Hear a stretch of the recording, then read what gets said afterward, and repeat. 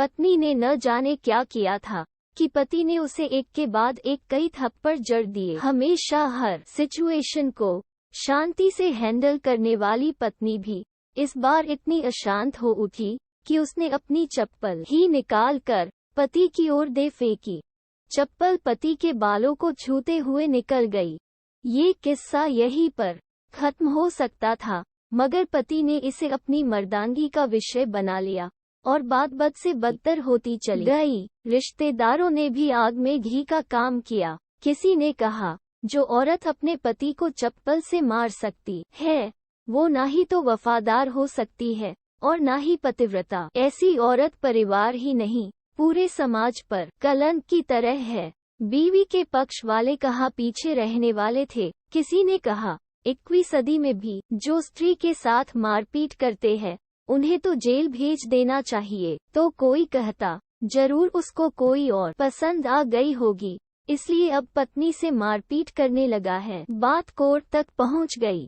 दोनों पक्षों ने एक दूसरे के खिलाफ केस फाइल कर दिया। पति ने चरित्रहीन होने का तो पत्नी ने दहेज और शारीरिक उत्पीड़न का आरोप लगाया। 2 वर्षों से अधिक समय के लिए केस चला था।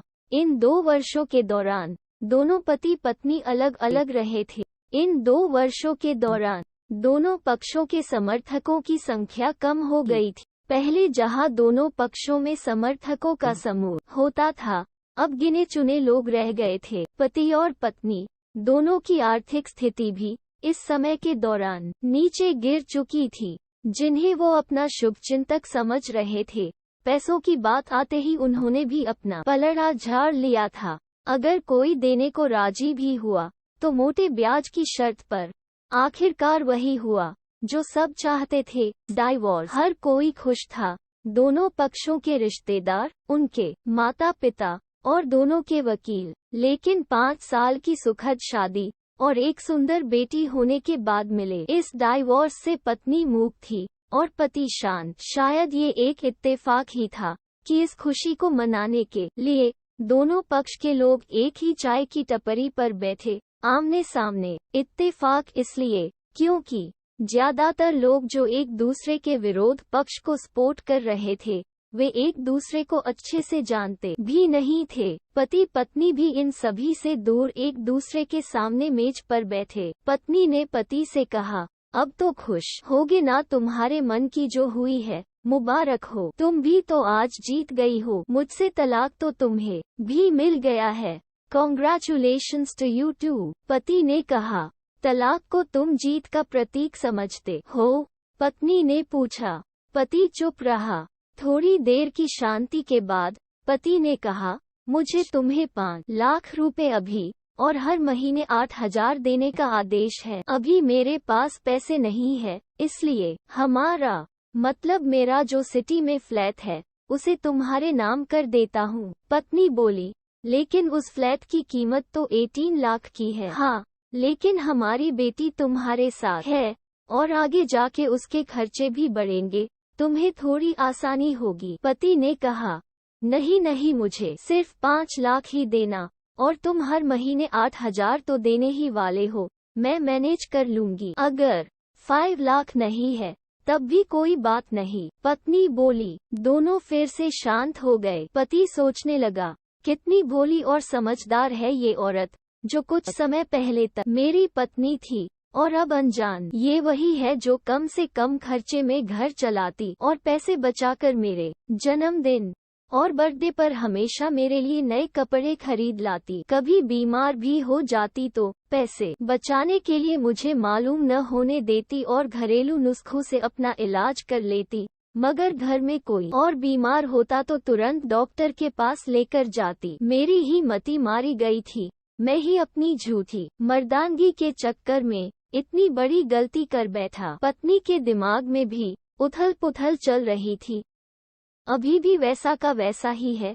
पहले भी खुद से ज्यादा हमारे बारे में सोचता था और अब भी वही कर रहा है। ये वही आदमी है जो मुझे एक्सीडेंट से बचाने के लिए खुद मोटरसाइकिल के आगे कूद पड़ा था और अपनी उंगली तुड़वा बैठा था। पता नहीं कौन सी मनहूस घड़ी में मैं झगड़ा कर बैठी। पति ने मौन तोड़ते हुए पूछा, अब तुम्हारे कमर का दर्द कैसा है? ज्यादा तकलीफ तो नहीं होती? पत्नी हल्का सा मुस्कुराए और बोली, अभी भी होता है, अब तो पेट में भी क्रैम्स उठते हैं। वो तो होगा ही, तुम योगा या कसरत भी तो नहीं करती हो। अब किसी गायनेकोलॉजिस्ट को जरूर दिखा देना। पति ने कहा, तुम बताओ, तुम्हारा अस्थमा कैसा है? अब क्या अब भी दौरे पड़ते हैं? पत्नी ने पूछा। हाँ पड़ते हैं, पहले से ज्यादा, क्योंकि अक्सर इन्हेलर भूल जाया करता हूँ याद दिलाने के लिए तुम जो नहीं हो अब। पति बोला। पत्नी के आंखों में आंसू आ गए। वो बोली, तुम्हें मेरे चरित्र पर सवाल नहीं उठाने चाहिए थे, तो ये परिस्थिति आती ही नहीं। हाँ मैं जानता हूँ, तुम बहुत अच्छी हो, मुझसे गलती हो गई, बहुत बड़ी गलती। मैं लोगों के बहकावे में आ गया था। पति बोला, तुमने भी तो मुझ पर दहेज का इल्जाम लगाया था। वो बोला, गलत था, और इस बात का मुझे भी पछतावा हुआ। पत्नी ने कहा। पति कुछ कहना चाह रहा था, लेकिन हिचकिचा रहा था। पत्नी ने पूछा, कुछ कहना चाहते हो? वो बोला, क्या सब पहले जैसा नहीं हो सकता? क्या मतलब? पत्नी बोली, मतलब कि हम फिर से पहले की तरह पति पत्नी बनकर, सच्चे दोस्त बनकर नहीं रह सकते? पति बोला, पर ये डाइवोर्स के पेपर दिखाते हुए पत्नी ने कहा, फाड़ देते हैं।